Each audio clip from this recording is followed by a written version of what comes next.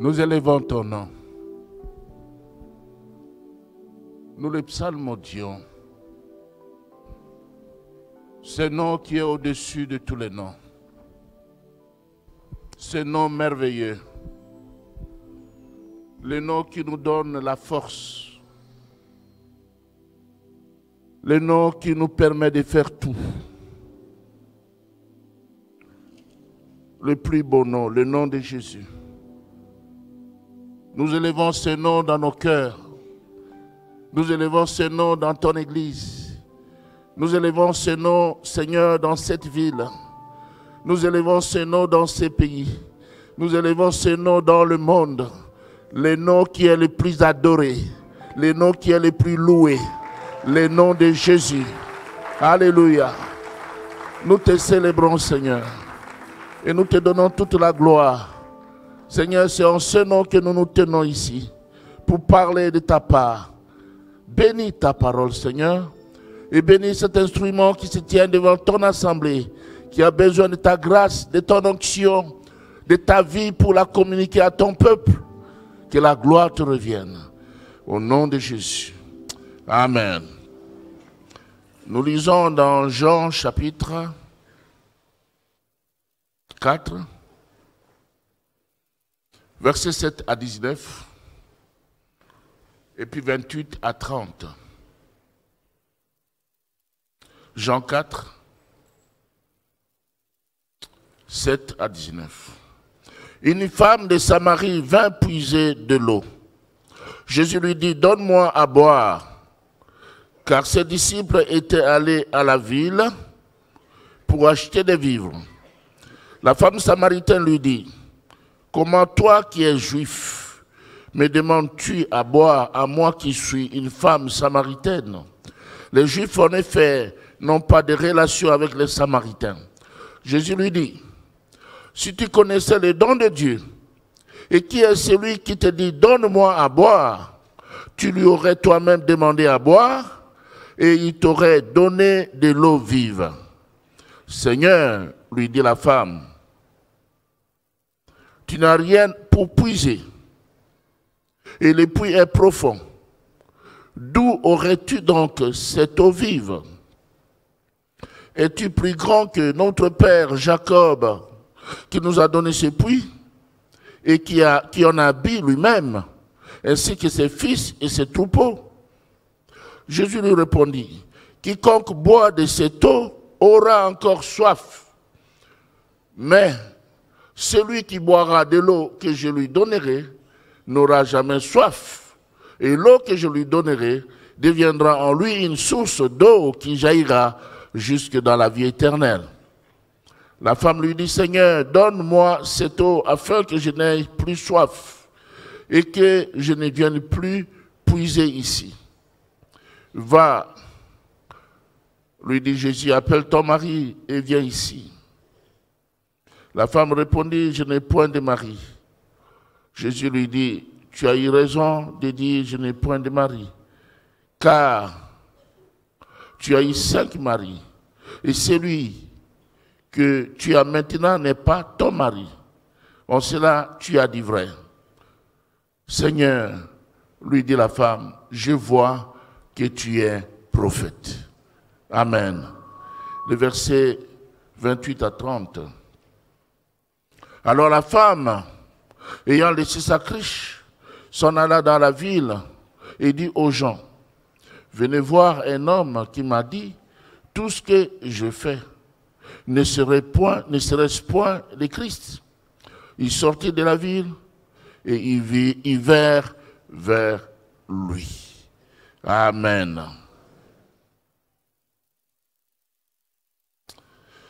Bien-aimés dans le Seigneur, le Saint-Esprit est le meilleur don que Jésus nous accorde aux croyants. Le meilleur don que Jésus nous donne. Le meilleur don qu'il nous offre. Dans ces passages, Jésus compare le Saint-Esprit à l'eau vive. Et ce matin, je vais parler de l'eau vive.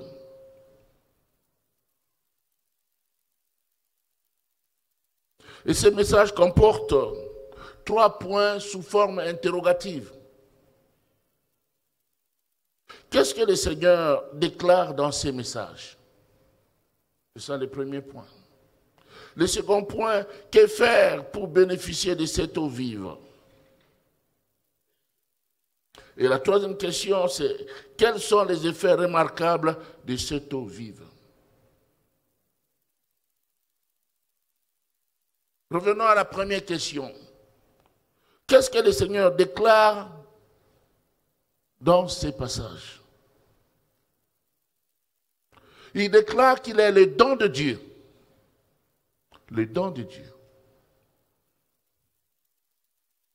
Dieu a décidé de nous accorder un don.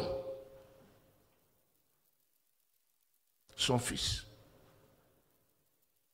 Nous avons lu une femme de Samarie vint puiser de l'eau. Et Jésus lui dit, donne-moi à boire. Mais la femme répondit, comment toi qui es juif, me demandes-tu à boire, moi qui suis une Samaritaine? En effet, il n'y a pas de relation entre les Juifs et les Samaritains. Et au verset 10, Jésus fait la déclaration. Il dit, si tu connaissais les dons de Dieu,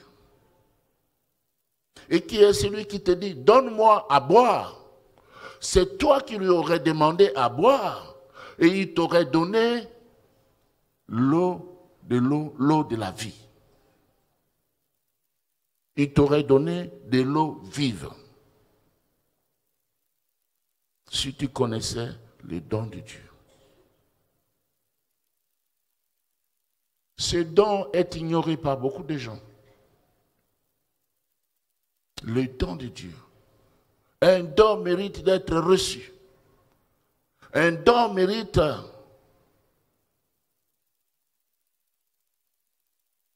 d'être reçu avec respect, surtout qui vient de la part de Dieu. Si tu connaissais le don de Dieu. Par là, Jésus déclare qu'il est le don de Dieu. Il se présente comme le don du Seigneur, de son Père. Et je l'ai dit, beaucoup de gens ne connaissent pas ce don. Dans Osée 4, verset 6, la Bible dit, mon peuple est détruit parce qu'il lui manque la connaissance.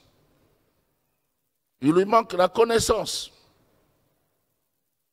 Dans Jean 3, verset 16, la Bible dit, Dieu a tant aimé le monde qu'il a donné. Puisque Dieu aime l'humanité, puisque Dieu t'aime toi, il m'aime moi, il a donné son Fils unique. C'est un don ineffable, un don merveilleux, un don précieux. Il t'a tant aimé, il m'a tant aimé, qu'il a donné son Fils unique, afin que quiconque croit en lui ne périsse point, mais qu'il ait la vie éternelle. Ce don, c'est un don qui finalement nous donne la vie éternelle. Et au-delà de la vie éternelle, nous recevons tout à travers ce don.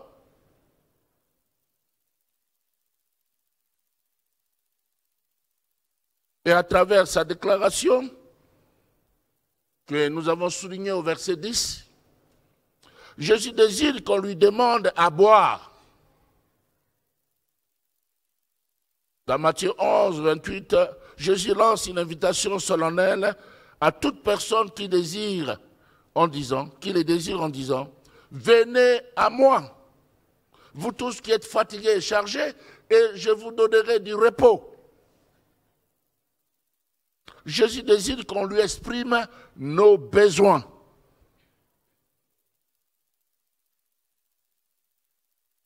Celui qui demande à boire éprouve un besoin, une soif. Et aujourd'hui, beaucoup de gens ont soif. On a soif d'une vie de qualité, pas d'une vie médiocre. On a soif de la paix.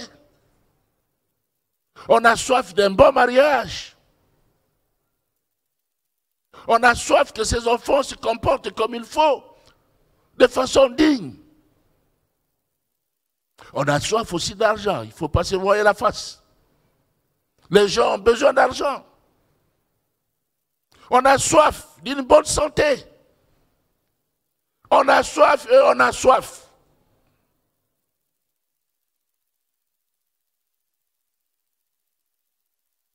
Et à travers sa déclaration, Jésus veut savoir, il fait savoir qu'il est la source qui donne de l'eau vive. De l'eau vive. L'eau a une grande importance dans la vie de l'homme. Il semble que dans le corps humain, l'eau, il y a plus d'eau que de sang. Sans l'eau, l'homme est appelé à mourir.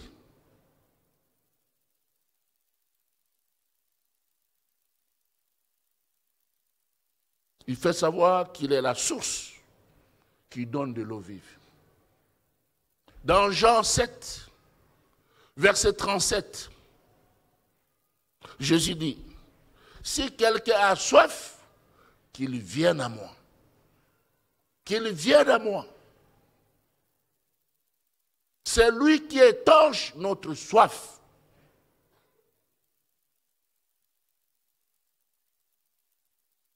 Est-ce que tu as soif ce matin? Soif du Saint-Esprit. Jésus t'invite à lui. C'est lui qui pourvoit, c'est lui qui donne le Saint-Esprit.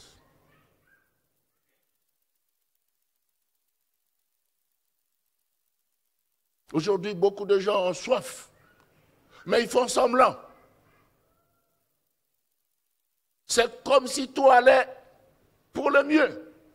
Mais il y a une soif dans leur cœur. Soif.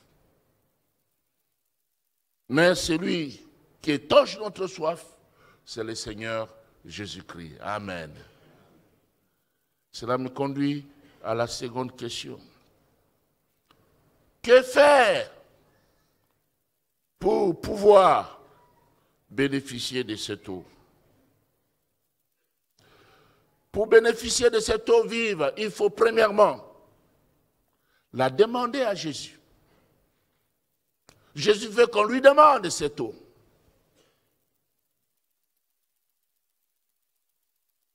Dans Matthieu 7, verset 7, la Bible dit, demandez et quoi?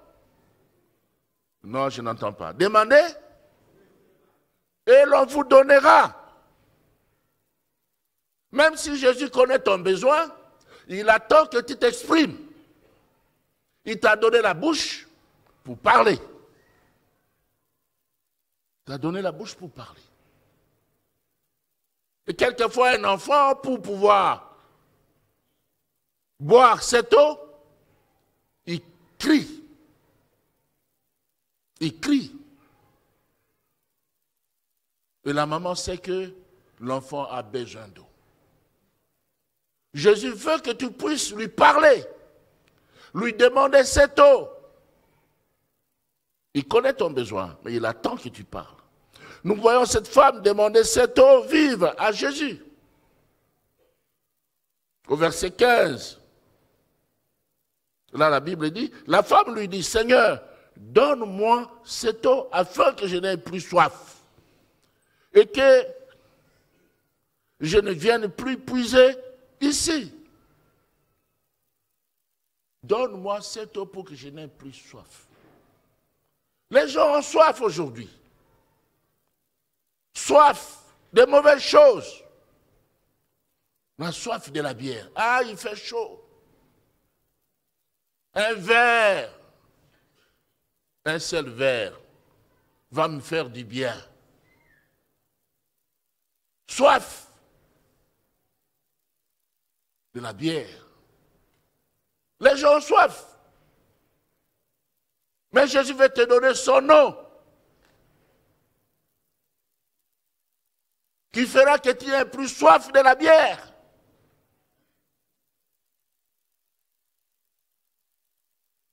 Il y a des gens qui ont soif, soif de fumer. Quand on fume, toute la tête bouge. Mais Jésus veut ôter cette mauvaise soif. Et soif des choses du ciel. Et soif du Saint-Esprit. La femme lui dit, Seigneur, donne-moi cette eau afin que je n'aie plus soif. Et que je ne vienne plus puiser ici. Là, elle reconnaît qu'elle est altérée, qu'elle est desséchée. Cette semaine qui commence,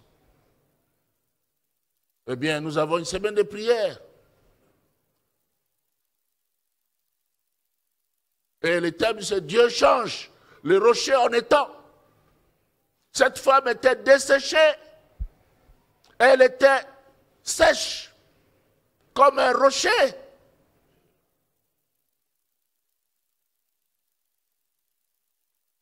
Elle avait besoin de mieux vivre. Elle avait soif d'être aimée. Partout où elle passait, on la doigtait. Jésus lui a dit, tu as eu 5 hommes. Et tu as raison de dire que le 6e, que tu n'es pas marié, parce que le 6e, tu vis avec un 6e homme.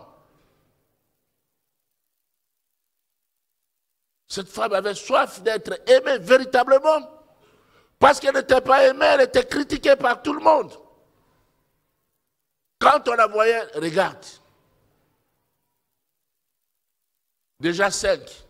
Maintenant, c'est la 6e. Le 6e homme. Elle avait besoin d'être aimée. Mais Jésus lui a dit une parole. Une parole qui était comme l'eau vive. Il lui a dit, tu as raison. Tu as raison. Tout le monde lui donnait tort. Mais Jésus est celui qui nous donne raison. Tu as raison de dire que tu n'es pas marié. Tu es sincère. Avec Jésus, il faut être sincère. Avec lui, il faut être véridique. Ne rien lui cacher. Tout le monde l'accusait. Mais Jésus est venu lui donner raison. Tu as raison. Parce que tu as vécu avec 5 hommes. Et le 6e avec lequel tu vis n'est pas ton mari. Tu n'es pas marié. Cette femme avait soif d'être aimée. Qui ne veut pas qu'on l'aime? Tout le monde a besoin qu'on dise du bien de lui. Tout le monde a besoin qu'on l'aime. Mais cette femme était blessée au fond d'elle. Il y a des gens qui sont blessés dans l'église, dans leur famille. Blessés. On ne lui dit pas de bonnes choses. Talamutu mounen. Talamis. C'est comme si Dieu s'était trompé. Dieu ne se trompe pas. Si on te dit talamutu mounen, tu dis talamutu mouké. Parce qu'au fait, toi, tu les dépasses. Quelqu'un a dit ceci. Toi, tu es brun. Tu crois que tu me dépasses? Oui. Parce que moi, je ne suis pas brun. Moi, je suis noir. Je te dépasse parce que moi, je suis noir. Tu es lancé, moi, je te dépasse parce que je suis court. Dans la vie, c'est ça. Dans la vie, c'est ça. Tu es riche, oui, tu me dépasses, les gens te regardent, les gens te regardent. Partout tu passes. Moi, je suis pauvre, personne ne me regarde. Je peux me cacher. Oui, oui.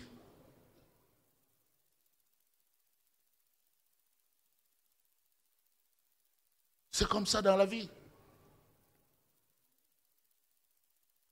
J'ai raconté cette illustration ici. Un beau jour, un frère américain qui avait de grands doctorats, il était missionnaire et il devait aller dans un village à un village plus tôt. Et il devait traverser des rivières. Et pendant que le frère était en train de pagailler, le monsieur lui dit, est-ce que tu connais la loi de Newton? Le monsieur dit, moi je n'ai pas étudié. La loi de Newton, mais la pesanteur. Tu vois, quand il fait comme ça, la chose revient. C'est cette pesanteur, c'est la loi de Newton. Il dit, non, non, non. Moi, je n'ai pas étudié ça. Moi, je n'ai pas étudié. Je n'ai pas une grande tête. Et pendant qu'il naviguait dans la pirogue, ils arrivent là où il y avait les tourbillons. Et le frère noir lui dit, est-ce que toi tu sais nager?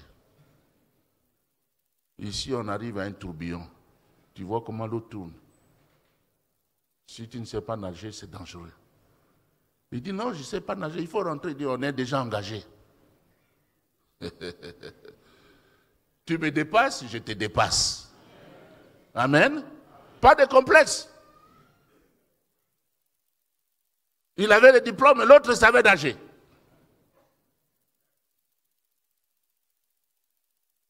Bien-aimés, nous avons soif d'être appréciés, d'être aimés. Quand on ne t'aime pas, ça te dérange. Ça te dérange. Mais en réalité, tu ne devrais pas être dérangé. Parce que le Seigneur qui t'a créé t'aime plus que tout le monde.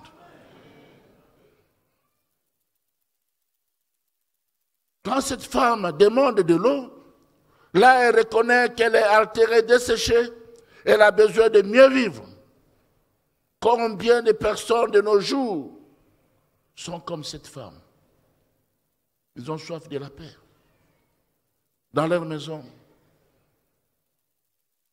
il y a des étudiants qui ont soif de l'intelligence. Il y a des gens qui ont soif de l'argent, comme je l'ai dit. Il y a des hommes, des femmes qui ont soif du mariage, un bon mariage, de la postérité. Vous avez soif. Mais il faut demander de l'eau. Il faut la demander au Seigneur. C'est le Seigneur. Il faut demander le Saint-Esprit à Jésus. Que faire pour bénéficier de cette eau? Pour bénéficier de cette eau, il ne faut pas seulement la demander, mais il faut aussi boire cette eau vive. Demander, c'est une chose, mais la boire, c'est une autre chose. Le fait de boire de l'eau vive exige une communion constante avec Jésus lui-même. Ainsi, boire de l'eau vive, c'est croire en Jésus, croire en sa parole. Et cette femme a cru en Jésus. Elle a cru en ses paroles. Comment nous savons qu'elle a cru? Quand le Seigneur lui a dit tout cela, elle a vite couru pour appeler les siens. C'était tout un village. Venez voir quelqu'un qui m'a tout dit, qui m'a raconté toute ma vie. Là, elle a cru, elle a bu cette eau-là. Les paroles de l'Évangile sont comme une eau fraîche. Elle a bu. Et cela me conduit à parler, de répondre à la troisième question. Quels sont les effets remarquables de cette eau vive? Premièrement, cette eau vive étanche la soif pour toujours. Pour toujours. Dans Jean 4, versets 13 à 14, écoutez ce que Jésus soutient. Il dit, quiconque boit de cette eau aura encore soif. Mais celui qui boira de l'eau que je lui donnerai n'aura jamais soif. Et l'eau que je lui donnerai deviendra en lui une source d'eau qui jaillira jusque dans la vie éternelle. Cette eau étanche la soif pour toujours. Cette eau désaltère. Cette eau fait du bien.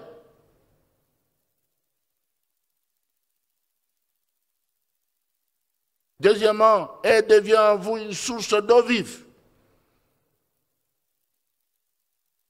Ce puits, je ne sais pas s'il existe aujourd'hui. Je n'ai pas cherché à savoir si ça existe encore aujourd'hui. Mais Jésus lui-même, c'est une fontaine intarissable. C'est un puits profond, plus profond que le puits de Jacob. Quand tu bois de cette eau, tu deviens une source d'eau vive.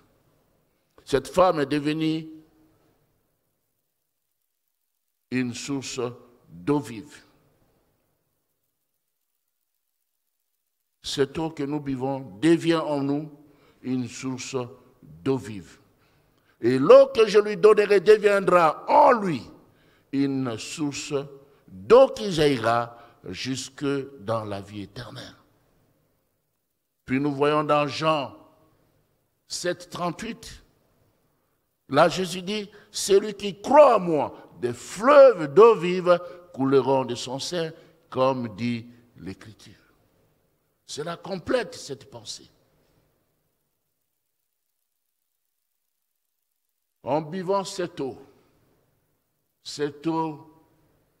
fait que nous devenions, nous qui étions des rochers, nous devenions des étangs, des sources. Cette source va jaillir jusque dans la vie éternelle. Dans la vie éternelle. Nous avons l'exemple d'Élisée. Élisée était mort depuis, et comme on enterrait un homme à côté de son sépulcre, cet homme toucha les os d'Élisée, et qu'est-ce qui arriva? Cet homme reprit vie.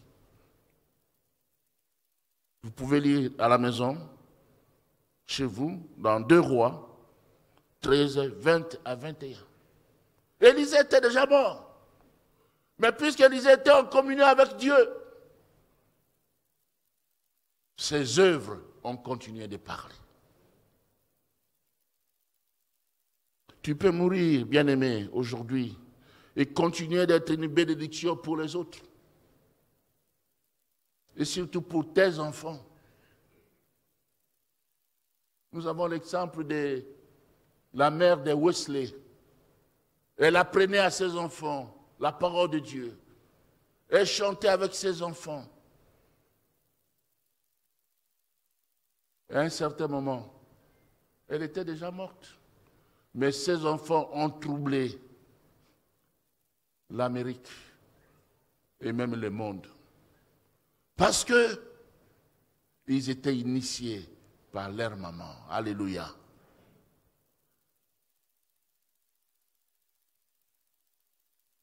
Nous avons l'exemple des écrivains de la Bible.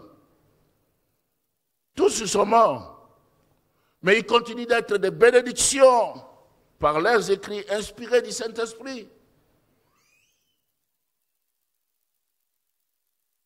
Ils sont morts, mais ils vivent par leurs écrits. Jacques-André Verneau est décédé. Mais Jacques-André Verneau parle encore par l'œuvre qu'il a initiée. Non seulement au Congo, mais à travers le monde entier. Bien-aimés dans le Seigneur, quel est encore le fait remarquable de cette eau vive? Celui qui boit de cette eau vive, ses yeux sont ouverts. Ses yeux sont illuminés. Au verset 19, la femme dit, Seigneur, je vois que tu es prophète. Avant, c'était une discussion. Pourquoi me demandes-tu de l'eau? Toi qui es juif, à moi qui suis samaritaine. En effet, il n'y a pas de relation entre nous. Seulement pour de l'eau. Il faut rappeler qu'il n'y a pas de relation entre nous. Vous voyez, comme j'ai l'habitude de dire, celui qui est blessé, blessera. Puisqu'elle était blessée, elle cherche à blesser. Mais Jésus, qui était un grand pédagogue, lui répond, si tu connaissais les dons de Dieu, et qui est celui qui te dit, donne-moi à boire, c'est toi qui lui aurais demandé à boire, et il t'aurait donné de l'eau vive. Et ça change la discussion. Après la femme, ses yeux sont ouverts. Et réalise qu'elle n'est pas en face de n'importe qui. Tu es un prophète. Seigneur, je vois que tu es un prophète. Quel est l'effet remarquable de cette eau encore? Cette eau vive redonne la vie. On dit l'eau vive, l'eau de la vie. Elle redonne la vie. Elle booste. Elle redonne de l'espérance. Cette femme qui était partie seule, parce qu'elle évitait la foule, après sa rencontre avec Jésus, elle est fortifiée, elle rentre au village, et puis elle revient avec la foule qu'elle avait évitée. Alléluia. Elle est partie seule, en plein midi, pour éviter d'être avec quelqu'un. Mais il y a quelqu'un qui était spécial, plus spécial même, qui l'attendait au puits de Jacob. Comme Jésus est venu t'attendre ce matin ici dans cette salle. Blessé, elle voulait être seule. Quand quelqu'un est dessus, il veut être seul. Elle est allée au puits tout seul. Généralement, quand les gens vont au puits, dans les villages et tout, ils sont en groupe. Mais elle a choisi de faire route seule. Mais, puisqu'elle retrouve l'espérance, Jésus est notre espérance. Elle court maintenant, elle revient avec la foule. Jésus change de situation. Celui qui était timide peut parler devant une foule. Alléluia. Dieu est bon, il est merveilleux. Bien-aimés, en définitive, dans ces passages, Jésus se présente lui-même. Il dit qu'il est le don de Dieu. Le don de Dieu. Et il nous accorde un don aussi spécial que lui-même.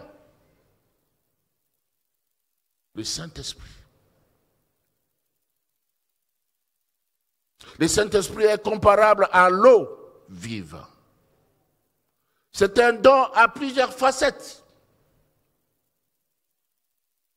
En lui, il y a la guérison, il y a la délivrance, il y a la vie de qualité, il y a des révélations. Bref, en lui, il y a le bonheur que l'argent ne peut vous donner, le bonheur que la position ne peut vous donner, le bonheur que votre famille ne peut vous donner, le bonheur que la société ne peut vous donner. Seul le ciel peut vous le donner. Seul le ciel.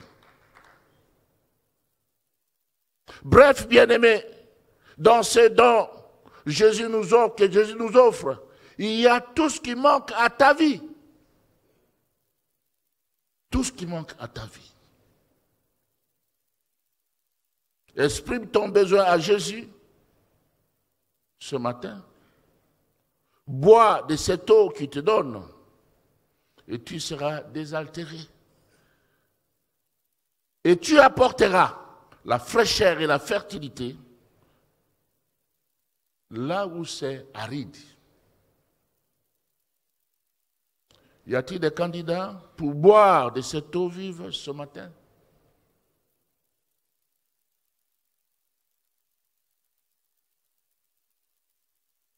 Si oui, alors nous allons demander à Jésus de nous donner cette eau vive pour que notre soif soit étanchée. Nous allons courber nos têtes et nous allons prier.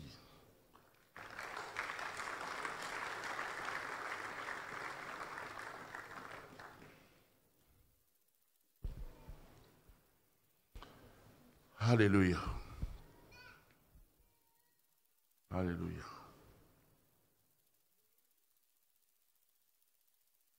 Frères et sœurs, je sais que le Seigneur t'a parlé ce matin. Et tu es touché là où tu es.